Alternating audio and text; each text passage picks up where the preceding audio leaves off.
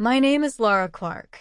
On my sister's wedding day, I stood at the edge of a ballroom I had designed from scratch, wearing an outfit that cost me a fortune, and smiling at a staff member who couldn't seem to find my name. Clark, I repeated gently. Lara Clark. I'm the bride's sister. The man frowned at his iPad. I'm sorry, ma'am, but your name isn't on the guest list. That moment wasn't an oversight. It was a message.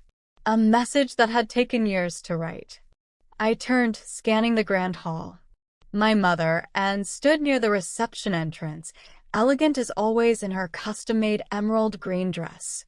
Her expression barely flickered when she saw me. Mom, I called, still trying to keep my voice steady. They can't find my name.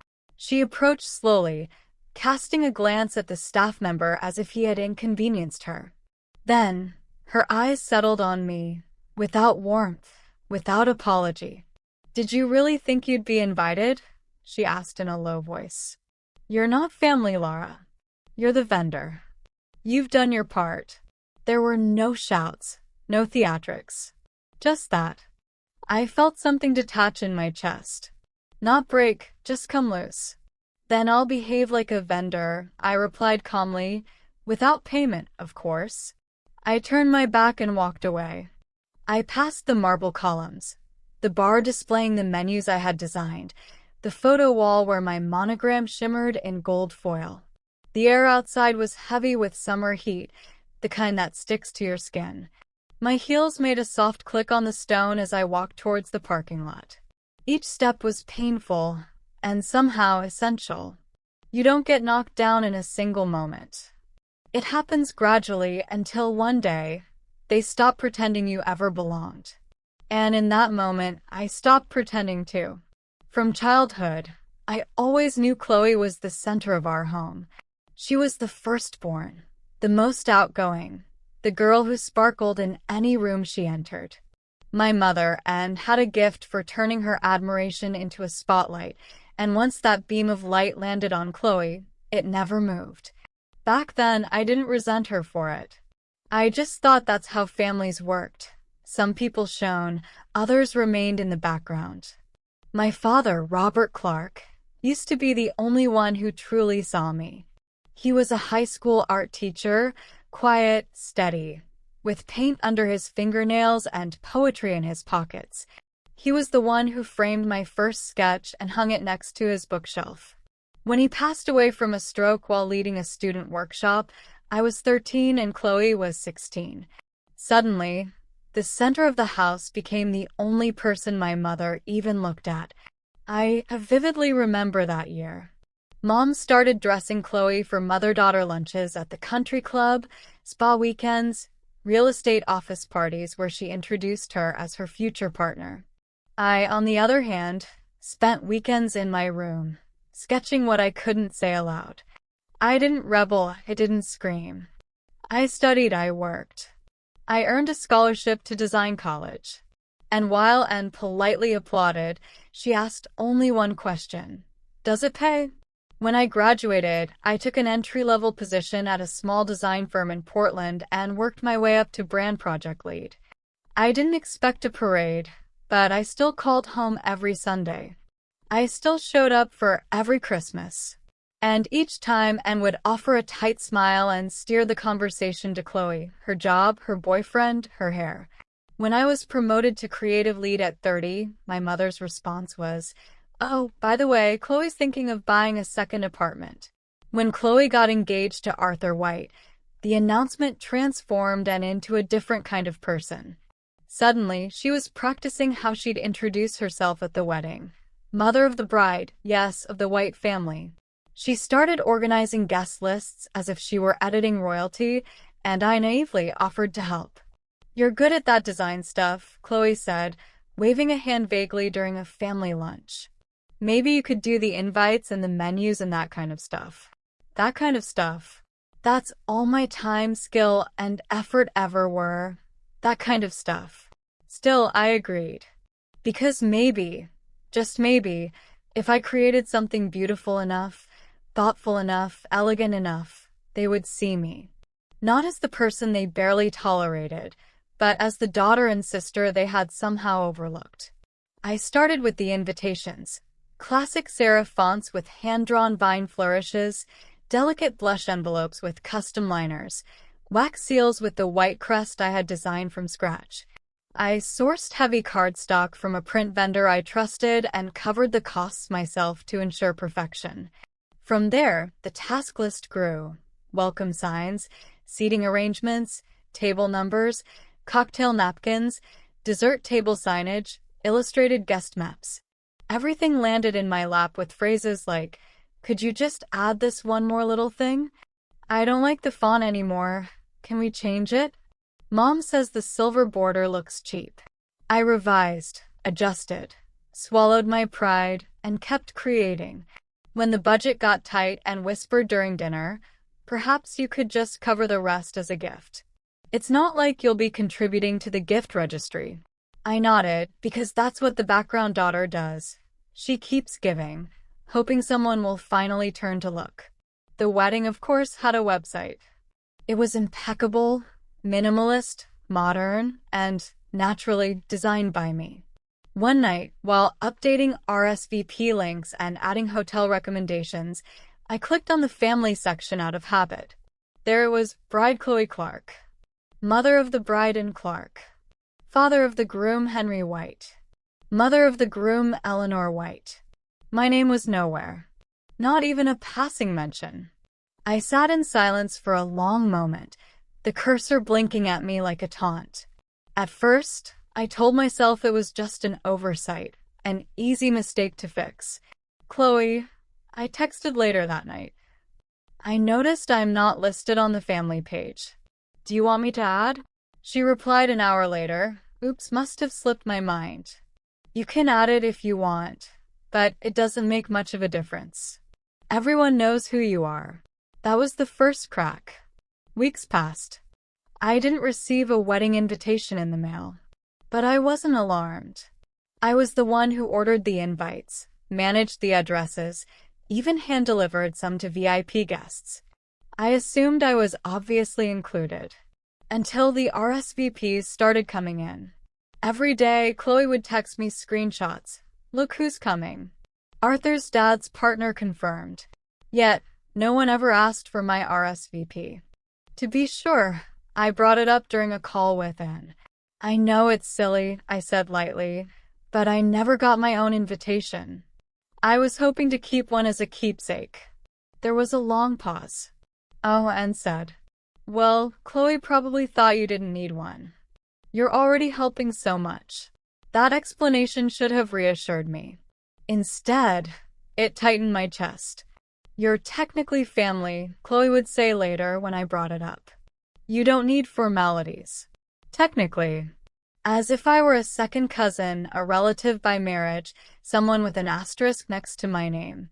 Still, I pushed on. The ceremony was set for late June, and by early May, I was finalizing the seating chart. Chloe had sent over the final guest list, and I was adjusting names, checking spellings, and organizing tables by relationship groups. It wasn't until I got to table 11, the immediate family table, that I realized I wasn't seated anywhere. Not at table 11, not at the bridal party tables, not even among the out-of-town guests. I searched the spreadsheet again. My name wasn't there. My hands turned cold. I texted Chloe immediately. "Hey, I just realized my name isn't on the seating chart. Where am I sitting?" She replied 2 hours later, "Oh, I thought you'd be helping with setup and coordination. I didn't think you'd need a seat." "I'm not the planner," I replied. "You hired Lisa for that. I just handled the design." "Right," she texted back. "I'll see what I can do. Maybe you can sit with my college friends." The next day, I bought a dress. It was Marsala, understated, and matched the event's colors without clashing with the bridesmaid's palette. It cost more than I could afford, but I wanted to blend in, not stand out. I wanted to belong, at least visually, if not emotionally. I also found a wedding gift, a vintage 1930s silver picture frame with delicate floral etchings. I had it professionally polished, then engraved with Chloe and Arthur's names and the wedding date. I planned to insert a photo of them afterward, assuming I'd get one. On the surface, I looked like any dedicated sister preparing for her sister's big day. But underneath, I was walking a tightrope between hope and humiliation. I told myself it was just wedding stress, that I was overthinking, that they would never exclude me. Not when I had given so much. Not when my fingerprints were on every part of their wedding, right? The morning of the wedding arrived with a kind of tense quiet, like the air before a summer storm. I woke before my alarm, dressed deliberately, and packed my bag. Extra programs, a backup USB of signage files, superglue, floral pins, stain remover, and aspirin. The kind of kit a professional would carry. The kind I had carried dozens of times for clients. Only this time the client was my sister, and I was doing it for free. I arrived at the venue 3 hours early. The place was grand. Arched stone walls, soaring windows, sprawling, impeccably manicured gardens. I parked far in the lot as staff unloaded floral arrangements from box trucks. The air smelled of lavender and heat. Inside, I approached the reception with a smile. "Hi, I'm Lara Clark, the bride's sister. I've been handling the design elements. Just wanted to check in before guests arrive." The woman with the clipboard blinked at me. Her name tag read Lisa, event manager. "Oh, right," she said after a moment. "I thought you were working remotely. Chloe didn't mention you'd be here." I hesitated. "I'm not part of the coordination team. I just wanted to make sure the signage is well placed, the table numbers, the menus, the welcome board. That stuff." "Got it," Lisa said, flipping through her notes. "That stuff's already set. But I'm sure you can check." I nodded and headed to the grand ballroom. The welcome sign I had hand-lettered stood near the entrance, framed in eucalyptus. My monogrammed cocktail napkins were on glass trays at the bar. My illustrated map leaned on an easel near the gift table. It should have made me proud. Instead, it made me feel exposed, as if I had carved pieces of myself into this space and was now invisible beside them. Upstairs, Chloe and her bridesmaids were getting ready. I climbed the marble steps and gently knocked on the suite door. It opened to a burst of laughter and music, and one of Chloe's college friends blinked at me, confused. "Oh, Lara, right?" I nodded. "Just came to check if Chloe needs anything." Before she could reply, and appeared behind her, closing the door halfway. "Lara, what are you doing up here?" "I came to help." "Looks like it's all under control," she said dryly. "Chloe's with her bridal party. She doesn't need distractions right now. Can I just say hi?" Anne's lips thinned. "She's very stressed. Perhaps it's best you go back downstairs and check on the table arrangements." I nodded, words stuck in my throat as I turned to leave. I heard Chloe's voice rise from behind the door. "Is she gone yet?" "I don't want any drama today." The door shut before I could move. I walked back down the staircase slowly, each step heavier than the last. In the ballroom, I surveyed the room. Everything was pristine. The linen napkins were folded exactly as I had requested. The menus stood upright in their golden card holders. The bar signs matched the dessert table theme. Every detail had passed through my hands, but I wasn't welcome to stay and witness. Still, I sat quietly in the back row of the ceremony garden. No one asked why I wasn't seated with the family. I watched Chloe walk down the aisle on Anne's arm, radiant in her designer lace. I saw and cry, something she had never done for any of my graduations, exhibitions, or promotions. The photos afterward were taken on the terrace. Chloe, Arthur, both sets of parents, extended family, friends, all smiling. I stood nearby, waiting to be called. But the call never came. As cocktail hour wrapped up, guests began to queue for the reception. Lisa and her team stood at the ballroom entrance with iPads in hand. I got in line, smoothing my dress. I practiced my explanation silently.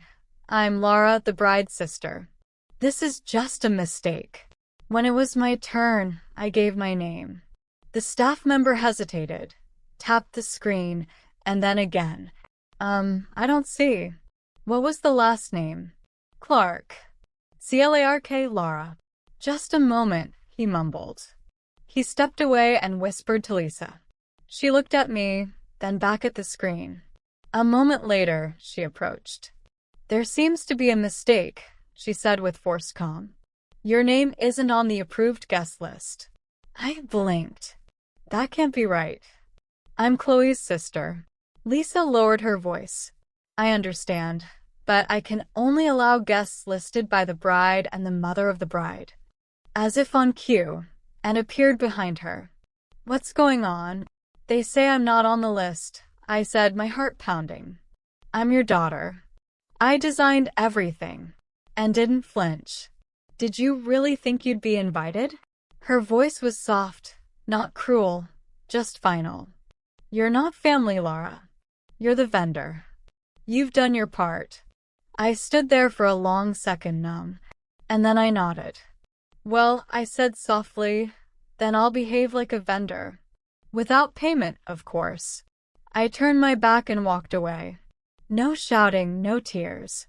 Just the sound of my heels on the polished marble and the weight of 1,000 silent rejections that, finally, added up to a single answer.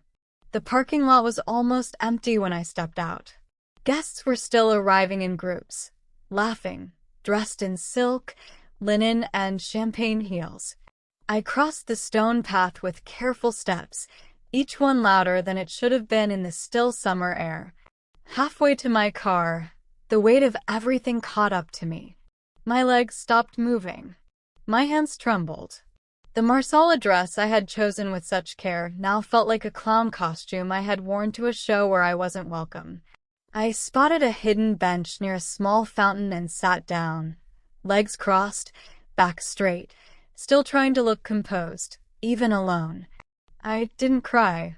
I just stared at the cascading water, waiting for the numbness to pass. It didn't. Instead, I did the only thing I could. I pulled out my phone and called the one person who never made me feel small. Vivian. My voice cracked. Can you come pick me up? 35 minutes later, her car pulled up.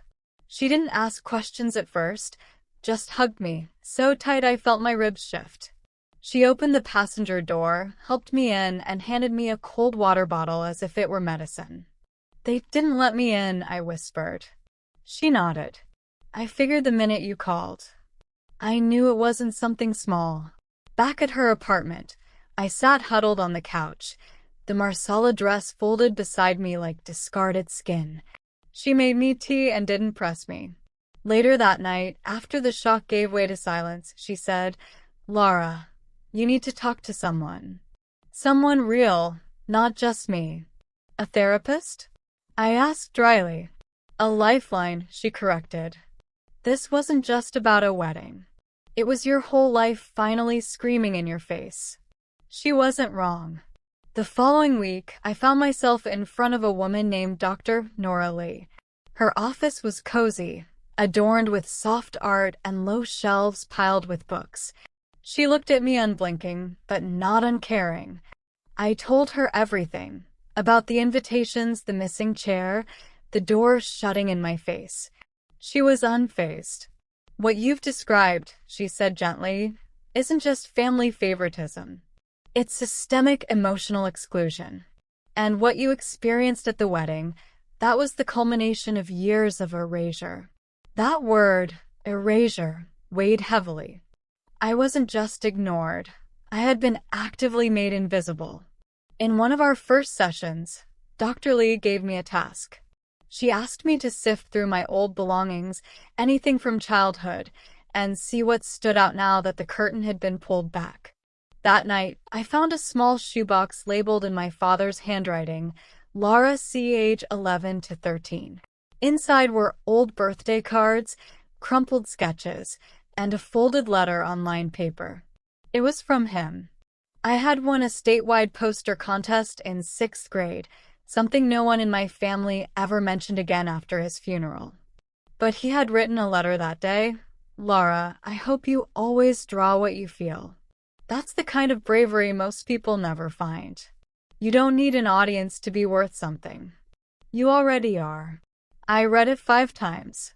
Then I pressed it to my chest, and for the first time since the wedding, I let the tears come. 3 weeks after the wedding, I registered my design studio under my own name, Lara Clark Design. No launch party, no social media splash. Just the quiet reclaiming of the work I had always done for others. One afternoon, I received an email from a wedding magazine editor. She had seen photos of the white event and wanted to feature the designer. My name hadn't been on the guest list, but now it would appear in print, credited for the aesthetic everyone admired. A few days later, a new bride reached out. "I saw what you created," she wrote. "It looked intentional." She hired me for her vineyard wedding, paid in full, no bargaining, no family ties. When the contract arrived, I noticed the venue. It was the same mansion as Chloe's wedding. I didn't hesitate. I signed. They didn't want me there as a sister, but now I would return as someone they couldn't ignore. Not to prove a point, just to do my work. Because I no longer needed their approval. I already had my place. And it wasn't in their ballroom. Their neglect hurt me so deeply, so many times, but I understood that nothing I did would ever make them understand how much they hurt me. And honestly, I don't even know if they would care. The truth is, the best thing I could do for myself was to walk away and live my life far from them, doing my best at what I loved most. And my friend Vivian and therapy were helping me with that. Thank you for listening to Lara's story. If you enjoyed this video, please like and share to support us in bringing more inspiring stories, and subscribe to the channel so you don't miss any new releases. See you in the next video.